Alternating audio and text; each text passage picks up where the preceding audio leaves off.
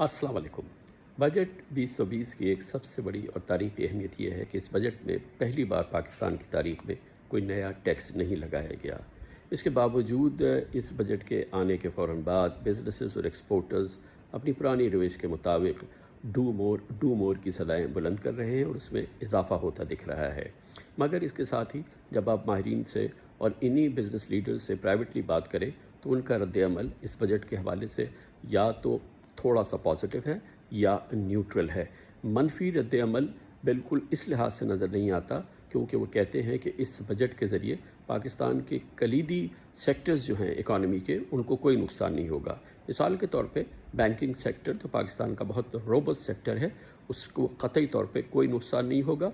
Positive situation develop हो सकती है। पाकिस्तान का सीमेंट सेक्टर, उसमें बहुत बेहतरी के इम्कानात हैं और सीमेंट सेक्टर बेहतर होगा। कंस्ट्रक्शन के हवाले से रियल इस्टेट सेक्टर और कंस्ट्रक्शन पैकेज जो दिया गया है वो गेम चेंजर हो सकता है, माहिरीन कह रहे हैं, और हुकूमत को इस पर तवज्जो देनी होगी क्योंकि इससे मुंसलिक 41 इंडस्ट्रीज़ को नई जान मिल सकती है। स्टील सेक्टर के हवाले से भी इस बजट में बेहतर खबर है, मनफी खबर कोई नहीं। टेक्सटाइल सेक्टर के लिए भी इस बजट में कोई मनफी खबर नहीं है। फर्टिलाइज़र सेक्टर के लिए भी इस बजट में कोई मनफी खबर नहीं है। एनर्जी सेक्टर के लिए भी इस बजट में कोई मनफी खबर नहीं है। मजमूई तौर पे एक आम पाकिस्तानी के लिए इस बजट में कोई मनफी खबर नहीं है, गो के तवक्कुआत के ऐन मुताबिक और ज़रूरत के ऐन मुताबिक पहली बार रिटेल सेक्टर के सेल्स टैक्स में 2% कमी की गई है। यकीनन ये एक अच्छा इंसेंटिव है, गो कि इसमें गुंजाइश बाकी थी।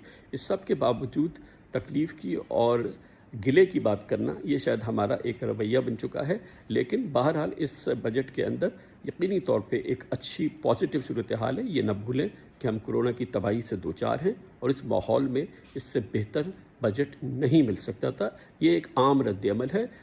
इससे गर्ज़ मुझे नहीं है कि मीडिया पे लोग और यही माहिरीन क्या कहते हैं, ये वो बात है जो वो प्राइवेटली हमसे शेयर कर रहे हैं।